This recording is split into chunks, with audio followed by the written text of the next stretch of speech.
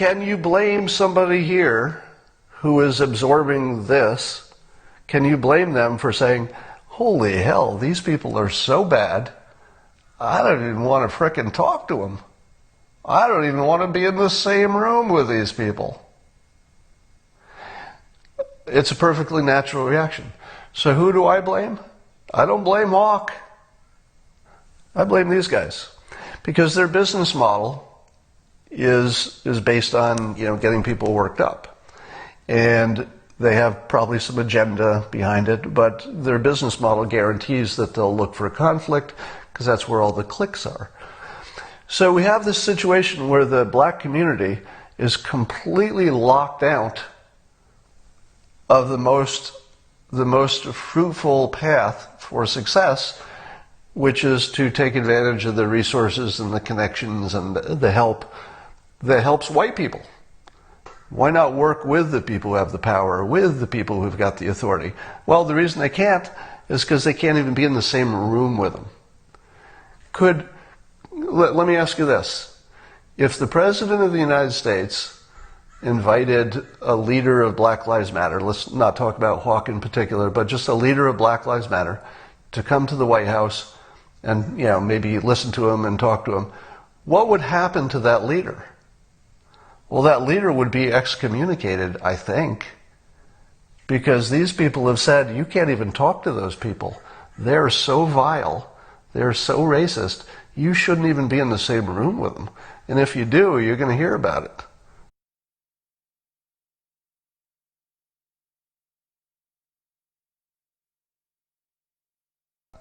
I wanted to talk about Black Lives Matter's bad strategy. I'm going to take you to the whiteboard. You didn't know there was going to be a whiteboard topic. Oh, yes, there is. We're going to talk about strategy. Hold on for a second. All right. This is life strategy. I have simplified the world just for the point of making a point. Obviously, there are more people in the world than the ones I'm going to mention. So if you're, Asian or Hispanic, don't worry, I'm not forgetting you exist. I'm just simplifying to make the point easier to talk about. And I'm going to be talking about a success strategy. If you were to imagine the world as a lot of Republicans, right? I know there are other people in the world, but just simplifying. There are Republicans in the world, and everybody would agree that some people who identify as Republicans are definitely racists, like definitely the bad kind of racists. Nobody would argue that point. Somebody would argue what percentage. So if you are Republican, you probably say, well, it's really just tiny percentage. I don't even meet those. I've been a Republican forever, and I barely can ever think of even meeting anybody who thought like that. If you're black, you're probably thinking, well, maybe a small percentage actually wear the KKK robes, but really you're all sort of in the same game, or you're supporting people who, like President Trump, that you think is racist. So it's all sort of the same big racist mess here. Then you have I haven't gotten to my point yet, right? I'm just setting it up. And then you've got the black community, of which some percentage of them are Black Lives Matter or support them. Again, none of this is drawn to scale, because the scale won't matter for the point I'm going to make. So it doesn't matter what percentage these are. I'm just saying they exist, and we all agree that there's some percentage in each group. Now here's the strategy part. Let's say you're a young white kid, like I was, who grew up in modest means. So I literally moved to California with, a couple $1,000s and 2 suitcases. That was to start my whole life, and an education, which was probably the more important part. And when I tried to succeed, can anybody succeed without any help? Is it possible to succeed in this world completely by yourself? Like nobody helps you do anything? Not really, right? Success is, this might be close to 100% true, I think it's 100% true, right? But it's close enough to 100% true, I'm going to act like it is, that you need other people to be part of your journey. People to give you advice, people to hire you, people to recommend you, people to give you advice, etc. Okay? Now let's say you're Black Lives Matter, and you've decided to brand this side, who happen to have most of the power at the moment. Let's say you've branded them as all racists, and they know it. Let's say they're aware of the fact that you as an individual have branded them all racist. Are these people now available to you to help you on your journey? I don't think so. I think you took them off the table. These pieces are off the table. So now, if you're black and you want to succeed in life, your pool of people that can help you is now limited to other people who think like you. And that pool, the reason that there is such a thing as Black Lives Matter, is because this pool doesn't have the power, doesn't have the connections, and doesn't yet have enough money to be as helpful as this larger group. So you can be totally right about your opinion, or you could be totally wrong about it. And that has nothing to do with my point, right? So Black Lives Matter's opinion of this group could be totally right, could be totally wrong, could be a correct version of it. Doesn't matter. For my point today, none of that matters. Because if you want to succeed, treating all of these people like racist assholes is the very worst thing you could do. Now let me say it in an even more stark way. Here was me, little white boy back in 1979, getting out of college. I also had to deal with these same people. They weren't just Republicans, but they were white people who had power, white people who had connections, white people who could help me. How much did I love all of these white people? Well, some of them I liked, but most of them I didn't like. They weren't people who I agreed with. They had views I found abhorrent. They were jerks to me. They were dismissive to me. Because I was young and I didn't have any power, they treated me like I was dirt. How often does a young white male get treated like garbage by the people in their own group who have already succeeded and already have money? Pretty typical, right? I'm not going to say it's comparable to racism, because I could never, understand what it would be like to be in this group trying to deal with this group. It's got to be harder. But what I'm telling you is, you suck up a lot of unpleasantness for this. You don't get to success unless you eat a mile of shit from these people, because these people have what you need. If you're not working these people, you're not trying. You're not even trying. So one of the reasons that I noticed that many of you were having the same reaction I was having to Hawk Newsome, one of the leaders of Black Lives Matter and in New York. And he was sort of changing his approach to paint the entire Republican Party, or at least the Trump supporters, more Trump supporters, as being at least racist or racist supporting, which would be similar enough to being a racist. I think most of us had the same opinion. We felt like our guts falling out of our stomachs, because many of us were quite serious about saying, if you come over here, we got a lot of shit for you. We got stuff you need, and we want to give it to you. We want to help as hard as we can. But Hawk took that off the table, and it was honestly, it was heartbreaking. I took it pretty hard. Some of you noticed that that I've been, in an angry mood the last couple of days. That angry mood is probably quite a bit because of this. I saw such an opportunity that was lost. Now, who do you blame? Who do you blame for this situation? Do you blame Hawke? I'm not quite there. I'm not ready to blame him. Because here's my thing. Where does everybody's opinion come from? Are people born with opinions?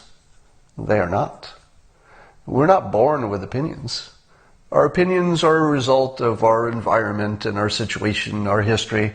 But more importantly, when it's talking about President Trump, most of us did not have a President Trump. Well, none of us had a President Trump for most of our experience. So we're getting pretty much everything we know is coming from the sources of news that are feeding us. So it's your CNNs, your MSNBCs, your New York Times, your Washington Posts, and on and on and on, your NBCs, your ABCs, your CBS. Now these folks, the black community, they're not watching a lot of Fox News, right? So it's fair to say that most of their, these are generalizations, obviously. Nothing I say here applies to every person. I hope we're adult enough to know that. All right. So this is who's feeding them. Can you blame somebody here who is absorbing this? Can you blame them for saying, holy hell, these people are so bad, I don't even want to frickin' talk to them. I don't even want to be in the same room with these people. It's a perfectly natural reaction. So who do I blame? I don't blame Hawke. I blame these guys. Because their business model is based on, getting people worked up. And they have probably some agenda behind it, but their business model guarantees that they'll look for conflict because that's where all the clicks are. So we have this situation where the black community is completely locked out of the most fruitful path for success, which is to take advantage of the resources and the connections and the help that helps white people, right? The reason white people have an easier time is because they're dealing with other white people even if they don't like them. And those other white people are helping them in a variety of ways. The black community has locked itself out because these guys have told them to do it. So this is the programming that is absolutely decimating the black community, and these assholes are the problem. Do I seem like I've got a little attitude about it? Look at the damage. Look at the frickin' damage that these guys are doing. How hard would it be for the black community to say, hey, we got a new president, let's keep an open mind, we've got some policies, these are some things we can get behind. Hey, I'll give you some concrete examples. There's a prison reform package. Does the black community support the prison reform package or not support it? This is one that the Trump administration is putting together. I don't know. Do you? Do you know the answer to that question? I don't know. I don't even think they're talking to him. Right? If they did support a particular package, if the black community said, look, we don't like it the way it is, but if you would just add this element or tweak it this way, we're really going to be on board with that. It might not get you the votes, but you'd be moving in the right direction. All right? To eventually maybe get a few votes. Why not do that? Why not work with the people who have the power, with the people who've got the authority?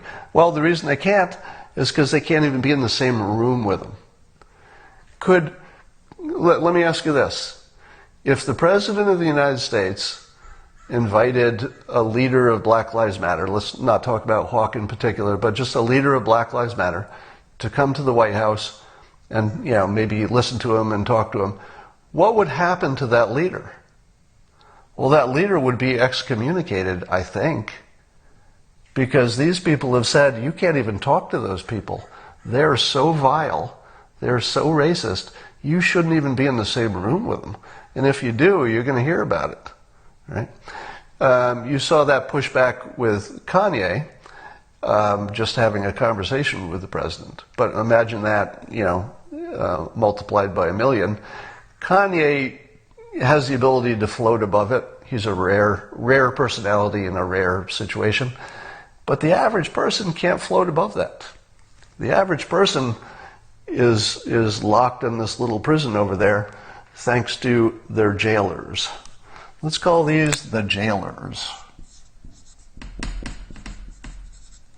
Now, I'm not saying that anybody is having a meeting, they're not colluding, they're not saying, hey, let's get together and make things bad for the black community. Nothing like that, because in fact, many of these people are African American. They're not trying to hurt themselves. It's just the effect of it. So the effect of people, pursuing their own interests, the effect of their business model, the effect of some personal biases against the president has completely taken the black influence off the table. And it bothers me. It bothers me a lot. So I just wanted to talk about that because I needed to get that off my chest. All right, what would happen if Trump invited Kaepernick to the White House? Well, I think the same would happen to Kaepernick. I think Kaepernick wouldn't be able to go because I think, and I don't know that Kaepernick would be wrong about this, by the way, so this is not a criticism of Kaepernick. I think that he would lose credibility with the people he's trying to represent. And so he might make a reasonable decision not to do it.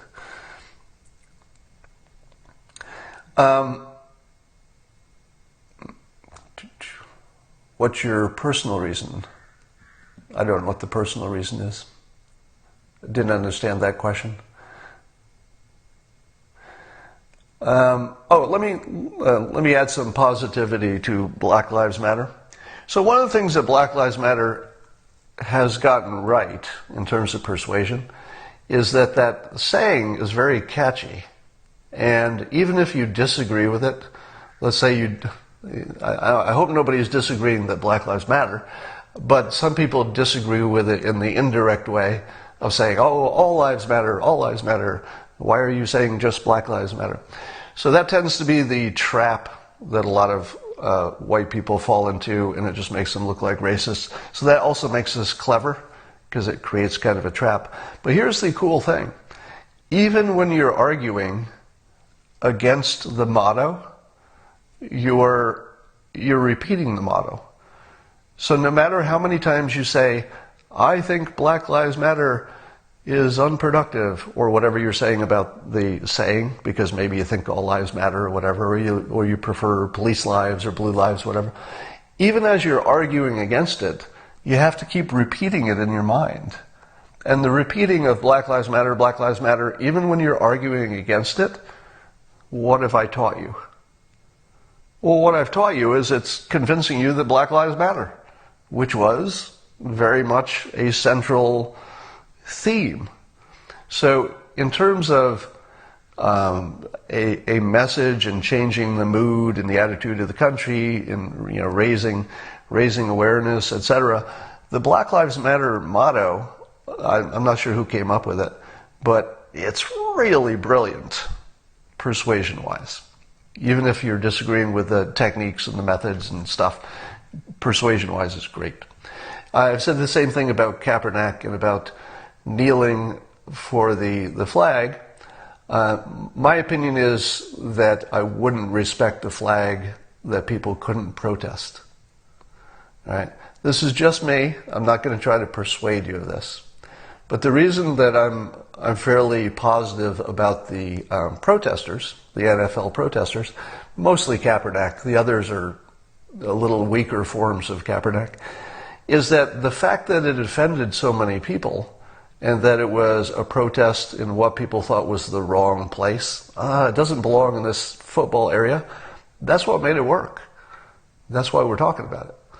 So as a protest, it was really good. And I think that they did, between Black Lives Matter and Kaepernick and the NFL kneelers, I think they took a back burner issue, police actions against unarmed people, especially black people, at least in their telling of it. they raised the profile of that issue. That's good protesting. You know, they don't have a result yet, but in terms of raising the issue, that's good. That's good news. Yeah, somebody said, is burning the flag the same? Yes, and again, I'm not going to try to convince you to adopt this this point of view. I'll just tell you my point of view. I would not respect a flag that an American citizen can't burn for protest. Because what is the flag except that? I mean, its most central meaning is, you know, freedom. Freedom of speech, freedom from the government. Now, if you say, my God, burning the flag or disrespecting the flag hurts me personally, it's disrespectful, it's hateful, I hate it. Well, yes, it's all of those things.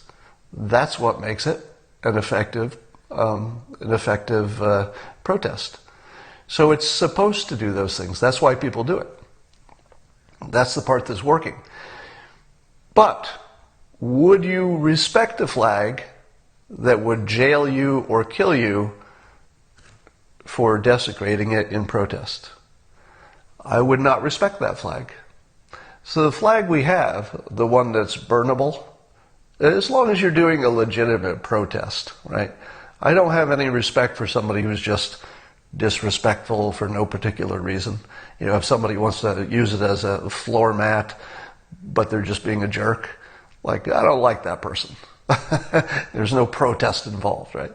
But if you're doing it in public, you're doing it to raise awareness, and it works, that's the country I want to live in. I want to live in the country where my flag is so durable that you can burn it. You know, if you could destroy a flag by burning it, it wouldn't be much of a flag.